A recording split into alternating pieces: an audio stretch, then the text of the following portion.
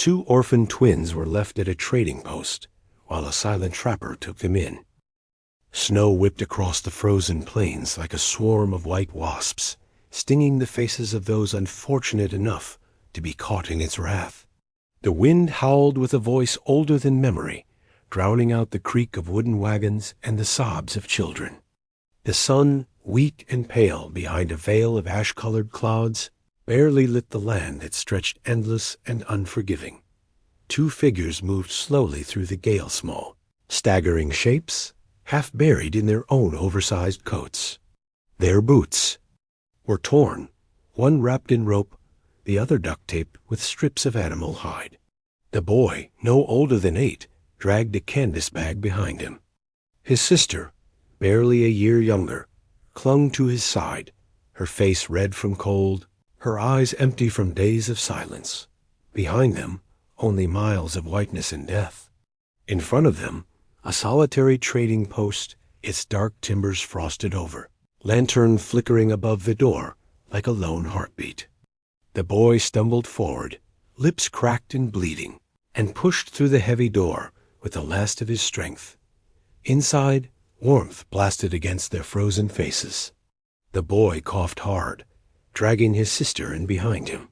Traders looked up from their drinks and dice. The barkeep, a man with hands like ox hooves and a bristled red beard, stared for a moment before muttering, "Hellfire. Where'd these pups crawl in from?"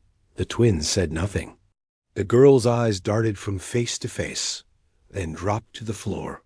The boy stood tall as his bones would let him, and cleared his throat. We need somewhere to stay, just till the storm breaks." A silence settled over the room like dust on old wood. No one spoke. No one moved. Then a slender man near the stove snorted. More mouths. Just what this post needs. "We ain't beggin'," the boy snapped, voice hoarse. "We can work." "Work?" Another man laughed. "You look like you'd snap in half lifting a log." The barkeep raised a hand and motioned the boy forward. He examined them layers of soot, frost-bitten hands, the girl's cough that rattled her chest like dry leaves. "You got names?" The boy hesitated. "Eli. She's Hannah." "Well, Eli," the barkeep said, leaning forward, "this ain't an orphanage. We got barely enough to keep our own fires lit." "We won't stay long," Eli promised. "Just one night." A silence fell again. Then the barkeep muttered, "Barn's warm enough. You can sleep there." "Any thievin'? I'll gut you." Eli nodded stiffly. Hannah tugged on his sleeve. He led her to the back door, out into the snow again, where a crooked barn leaned against the wind like an old drunk. Inside, it smelled of hay and horse sweat. They huddled in the straw, Hannah's small frame shaking. She whispered, "You think Mama made it?" Eli looked away. "Yeah," he lied. "She's probably waiting for us." But in truth, he saw her every time he closed his eyes, her pale face, her hands slick with blood, pressing something into his palm. "Protect your sister," she'd said, "no matter what." Then she was gone, swallowed by smoke and screaming. The barn door creaked. Eli sat up fast, heart thudding. A man stepped inside, tall and broad, his coat caked in ice, dragging axe. Sled with a single massive pelt bear, by the look of it. His face was bearded, his eyes shaded by a low-brimmed hat. He moved with the silence of a shadow, not even glancing at them.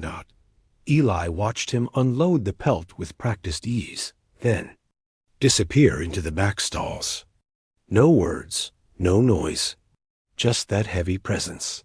Later that night, the storm raged harder, and the barn groaned under the weight of snow. Eli woke with a jolt. Hannah was coughing again, dry and hard, her cheeks flushed. He wrapped his arms around her, trying to absorb the cold himself. A lantern flickered near the door. The silent man returned, this time with something in hand, a thick woolen blanket. He walked over and knelt before them, placing it gently over Hannah's shoulders. She blinked up at him, startled, but he said nothing, just nodded once and turned. Back toward the shadows. Eli stared after him.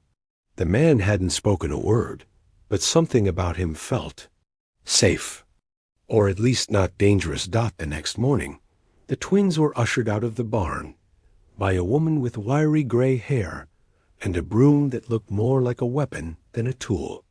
"Can't stay here forever," she grumbled, shooing them toward the back. "Steps, town marshal's comin'. Might ship you off to the orphan camp east." East? Eli's stomach turned. He'd heard stories. Camps with iron fences, cruel matrons, boys whipped for speaking out of turn. They sat behind the trading post all day, watching horses come and go. No one spoke to them. No one cared. That afternoon, the silent trapper returned, sled dragging. Behind, this time with snares full of hares and a sack of herbs. He passed them with the same quiet as before, nodding once. Eli stood. "Sir?" The man stopped, waited. Eli hesitated, then held out a tin cup. "She's still sick, if you know plants." The man took the cup without a word and walked off. And hour later, he returned and handed Eli a warm, bitter-smelling brew. Eli sniffed it and raised it to Hannah's lips. She winced but drank. The trapper watched silently, then vanished into the snow. That night, townsfolk gathered in the trading post's main room. They were loud, drunk, and fed up. "Them kids ain't our problem," one man barked. "What if they're trouble? Bringing heat from outlaws or bounty men. They're just kids," the barkeep muttered. "We got mouths to feed. We send them to Camp Hollis. Let the state deal with them." A voice rose above the others, not loud, but firm. Everyone turned. The trapper stood in the doorway. He said nothing, but in his eyes was a cold, quiet fury that made even the barkeep look away. He stepped forward, laid a heavy coin pouch on the counter, then pointed toward the barn. The room stilled. "You ain't," someone started. The trapper's stare silenced him. No more words were needed. He turned and walked out. In the barn, Eli and Hannah were packing their few things, not knowing where they'd go. The door opened. The trapper stood there, motioned with his head. Eli stood. "Where?" No answer. Hannah clutched his arm. "He wants yous to come." Eli frowned. Why would he? But then he remembered the blanket, the medicine, the stare that silenced grown men. The trapper turned, started walking. Eli looked down at his sister. "You trust him?" She nodded. And so they followed. Through the snow, across the fields, through forests knotted with ice and fog. The trapper led the sled, never once looking back to see if they were still behind him. Hannah hummed softly, the way she used to when Mama brushed her hair. Eli kept one hand in his coat pocket, fingers tight around the locket they'd found in Mama's hand. Inside was a drawing, 2 stick figures, hand in hand. They didn't speak for hours. Didn't need to.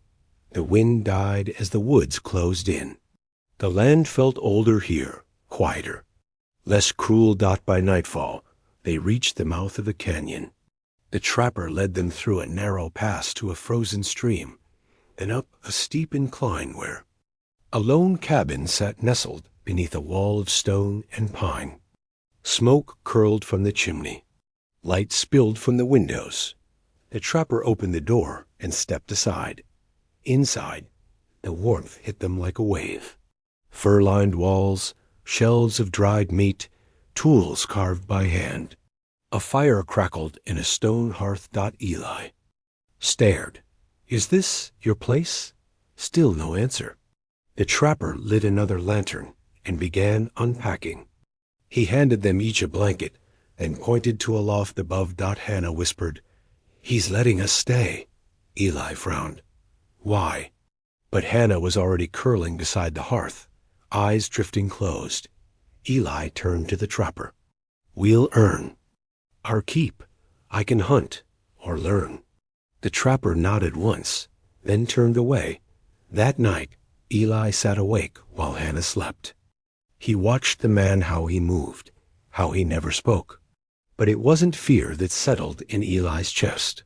It was something like hope. Quiet, fragile, and strange. He thought of Mama's voice, fading in the snow. "Protect your sister." For the first time in days, he didn't feel like he was the only one trying. Outside, the wind howled again, but this time it sounded far away. And inside the cabin, something else had taken root. Not warmth, not safety, but the faint, flickering beginning of trust. The forest swallowed sound. Even the wind, so fierce on the plains, bowed to the hush of the pines. Snow blanketed everything, branches heavy with white, animal tracks half sunk into the frozen crust. Time slowed in that wilderness. Days blended together, marked not by clocks or calendars, but by the crack of ice on the river and the passing of smoke through the trapper's chimney. The cabin, their shelter from the void, stood strong. Its walls groaned during storms, but never yielded. Inside, life moved in quiet rhythm. The trapper rose before dawn, always the first to move. He prepared traps and checked his gear, face expressionless, movements deliberate. His silence was complete, no muttering, no humming, no sighs. The man spoke with his hands, his eyes, his actions. Eli tried to match his pace. He studied the man closely, how he tested the weight of snow with a glance, how he followed trails that seemed invisible to ordinary eyes, how he never wasted motion. Each morning, he offered a wordless invitation, either with a look or a brief nod, and Eli, after the first few days of hesitation, followed. Hannah, still recovering from her illness, stayed behind at first. She helped clean, sorted herbs, stacked firewood. The trapper had shown her, through gestures, how to dry pine needles for tea, how to press crushed bark into jars. She took to it with quiet focus. Her silence, unlike the trapper's, had always been part of her, but now it had purpose. Her cough faded. Her eyes brightened. She moved with confidence that hadn't been there before. Eli, meanwhile, braved the cold at the trapper's side. He learned how to read signs in snow, the faint bend of a twig, the way frost clung thicker to one side of a tree. The trapper never explained. He simply demonstrated, and Eli watched. Mistakes were corrected without scolding, just a shake of the head or a pointed finger. In time, Eli grew stronger. His arms didn't tremble when pulling up the steel traps. His feet found better footing on icy slopes. He spoke less, listened more. Still, questions burned in his chest. Why was the man silent? What had broken his voice? Eli didn't dare ask aloud. But some nights, lying in the loft, he whispered theories. To Hannah, she listened without interrupting, eyes fixed on the dancing firelight below. "Maybe he was in a war," Eli said once. "Saw something bad, real bad." Hannah had only nodded, then added softly, "He hummed sometimes." Eli blinked. "He does?" "When he's carving, it's low, like a tune you hear in a dream." He began paying attention, and she was right. When the trapper worked his carving knife-shaping bone, wood, antler, his lips moved just slightly. A vibration, a rhythm. Wordless, but it was music all the same. One evening, after nearly 2 weeks of snowbound silence, the trapper returned. Late. His coat was streaked with blood, his face pale beneath frost. Eli rushed forward, but the trapper held up a hand. He limped inside, dropped a hare and a fox pelt beside the door, then sat heavily on the bench. Hannah brought water without being asked. The man drank deeply, then reached into his coat and pulled out 2 small objects, Eli leaned in. They were carvings, tiny wooden figures. One, a boy with wild hair and a small knife on his belt. The other, a girl with a braid down her back, arms folded like she was hiding something precious. For us? Hannah asked, voice barely a whisper. The trapper nodded once. Eli turned the carving over in his palm. It was rough, but full of character. He looked up at the man, unsure what to say. "Thank you," he murmured. The trapper just looked at him a moment, then stood and walked toward the fire. From that night on, something shifted. They no longer felt like guests. The cabin wasn't just shelter. It became home in small, quiet ways. Hannah began to hum again as she cleaned. Eli would return from trapping with a grin instead of a scowl. The trapper, though still silent, allowed more gestures of familiarity, a pat on the shoulder, a rare shared glance of approval. Then came the first real test. It started with a strange scent in the air-burnt wood. Not their own, the trapper caught it first, his nose lifting as he stood outside one morning. He motioned for Eli to stay close. That afternoon, he led them higher into the hills, away from the cabin, showing them how to move silently through brush, how to mask tracks. Behind them with fir branches, they returned only after nightfall. The trapper stood at the tree line, watching the dark valley below. Smoke trailed from a place it shouldn't. Someone else was nearby. Inside, he packed a rifle, loaded it with practiced hands.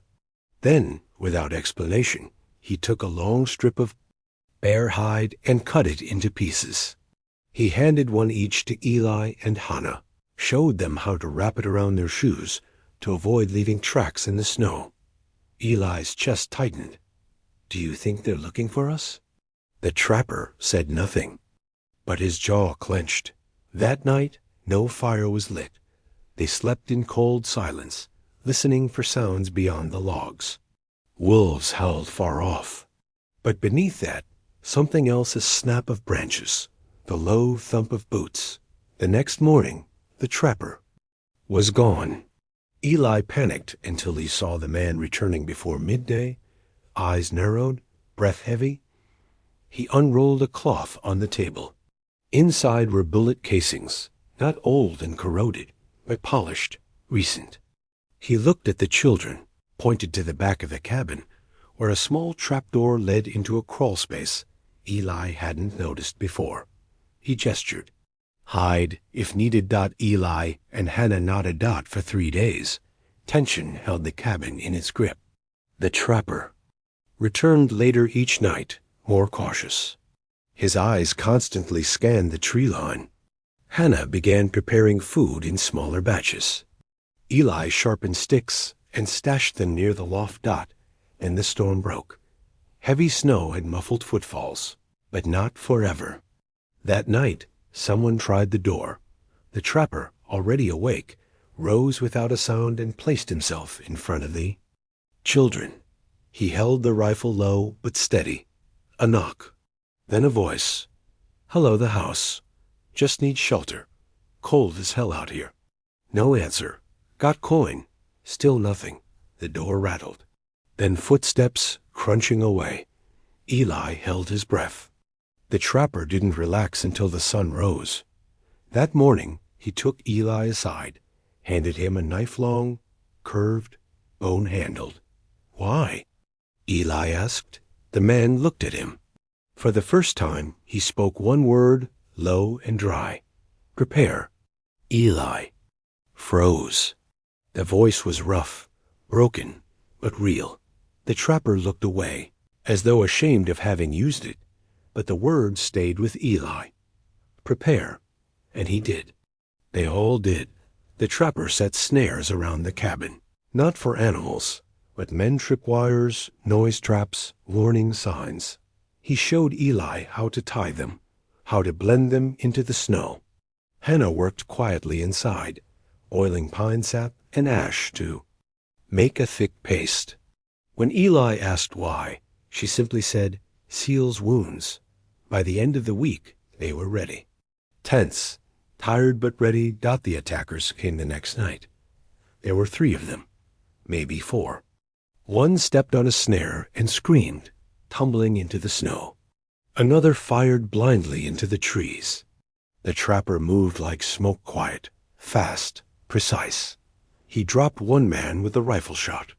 Another fell into a deadfall pit, impaled on sharpened. Stakes. Eli hid with Hannah in the crawlspace, heart pounding. He wanted to fight, to help, but he remembered the trapper's word, prepare. When it ended, the trapper returned alone. His shoulder was bleeding, but he said nothing. Hannah ran to him, pressed her salve to the wound. He grunted, didn't push her away. Eli stood beside him. Did they find the cabin by chance?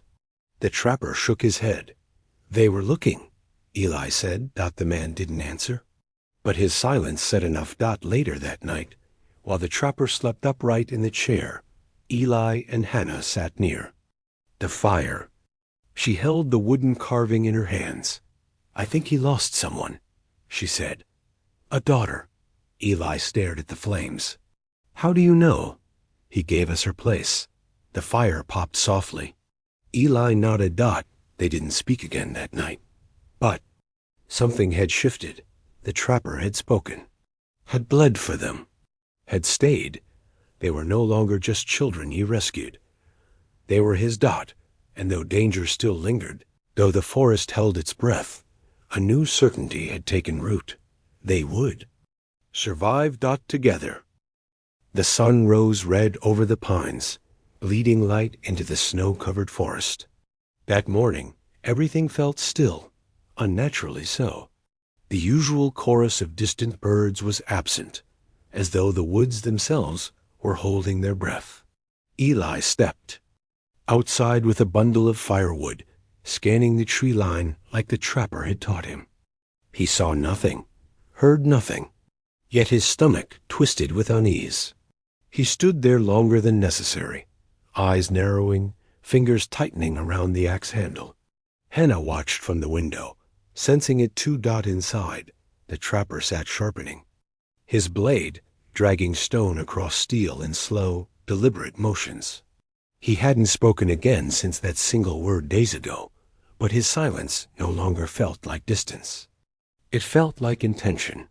He looked up as Eli stepped in, eyes narrowing. They're coming, aren't they? Eli asked. The trapper didn't nod, didn't blink. He just stood, crossed the room, and opened a locked chest beneath the floorboards. Inside were weapons. Not hunting tools, real weapons.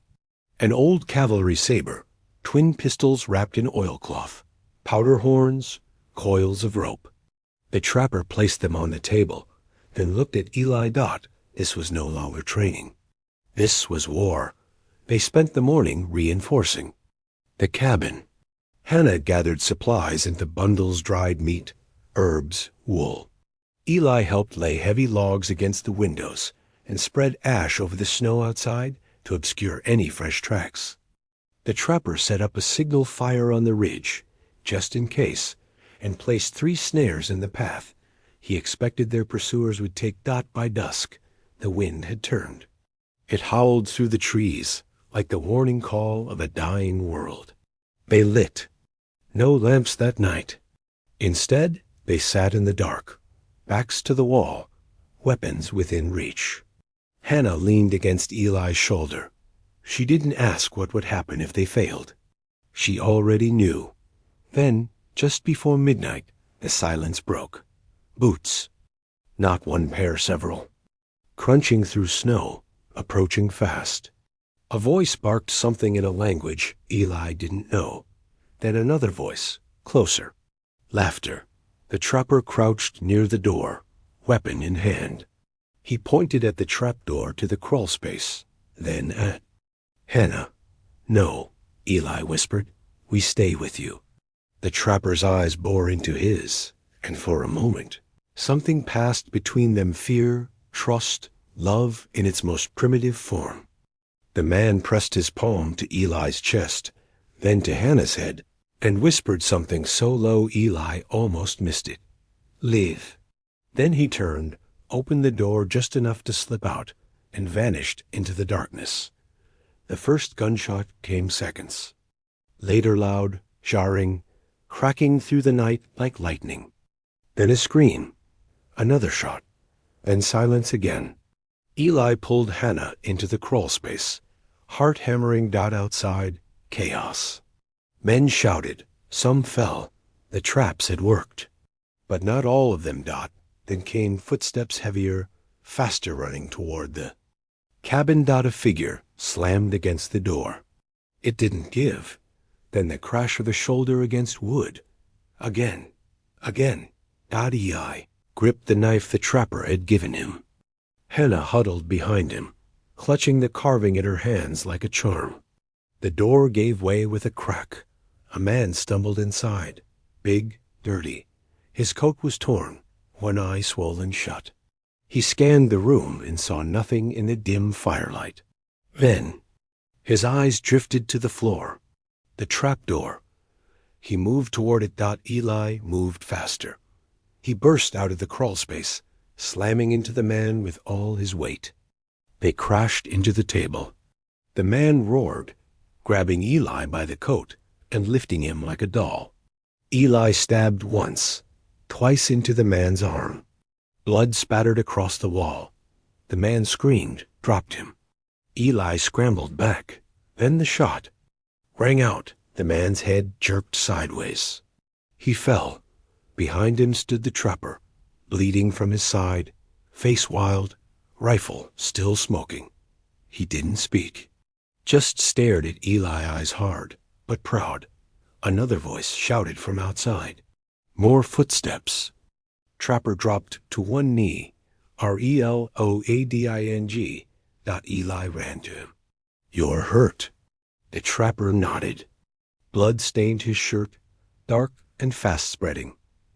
I can fight, Eli said. The trapper hesitated, then handed Eli the second pistol. No hesitation now. No words needed. The next man who came through didn't make it past the doorframe. Eli pulled. The trigger, his ears ringing from the blast. The body collapsed like a sack of flour. Hours passed, or minutes. Time fractured. By dawn, it was over. 3 bodies lay outside. One had fled, leaving deep tracks heading south. The snow was red in places, disturbed in others. But the cabin stood, and they were alive. Barely. The trapper sat near the hearth, holding his side. He was pale, breathing ragged. Hannah rushed to him, pressing rags to the wound. Stay still. He shook his head, looked at Eli. His eyes, always so guarded, softened. Eli knelt beside him. You saved us. The trapper exhaled slowly, then reached into his coat. He pulled out a small, tattered journal. Its cover was scorched, the corners curled. He handed it to Eli. Inside, drawings. A woman with long braids. A child with a missing tooth, smiles. Then a grave. One page bore a single sentence, written in shaky script. She died while I was gone. I never forgave myself. Eli stared at it. Your daughter? The trapper didn't answer. He didn't need to. He had lost her. And in that loss, he had buried his voice, his warmth, his place in the world. Until them. The snow melted slowly over the following weeks. The bodies were buried deep in the forest, marked only with stones. The trapper's wound began to heal, though he never walked quite the same again. Hannah made sure he took her bitter teas every night, even when he grimaced at the taste. Eli grew into the routines the man had taught him. He hunted, set traps, tracked deer, repaired the cabin walls. He took on more each day, never waiting to be asked. Then, one morning, a wagon appeared on the ridge. A trader, one of the few who still passed through that stretch, guided it. He said he'd come on behalf of an old contact who had heard whispers of a lone trapper and 2 wild children in the northern hills. He offered safe passage south, a town with schools, homes, A better life. Eli turned to the trapper. What do we do? The man looked at them both, then rose slowly, walked into the cabin, and returned with two things. To Hannah, he gave a pouch of dried seeds. Spring, he rasped. His voice was strained, but steady. To Eli, he handed the carved figure. The boy with wild hair. You've grown, he said, and added, she would have been proud. Eli's throat tightened. You coming with us? The trapper looked out toward the woods, then shook his head. This is my place. Hannah grabbed his hand. You'll be alone. He smiled faintly. Not alone, just quiet. They packed slowly, said little. When the wagon pulled away, Eli looked back one last time. The trapper stood by the firewood pile, watching. He raised one hand. Not to wave, not exactly, but as a blessing. A farewell. Eli raised his own in return. Neither would forget the other, not for a day. Not for a lifetime. As the cabin vanished behind trees, Eli took Hannah's hand and whispered, He saved us. Hannah nodded. And we saved him. The road ahead was long, the world beyond uncertain. But they were no longer orphans in spirit. They carried something more than memories now. They carried fire and forgiveness.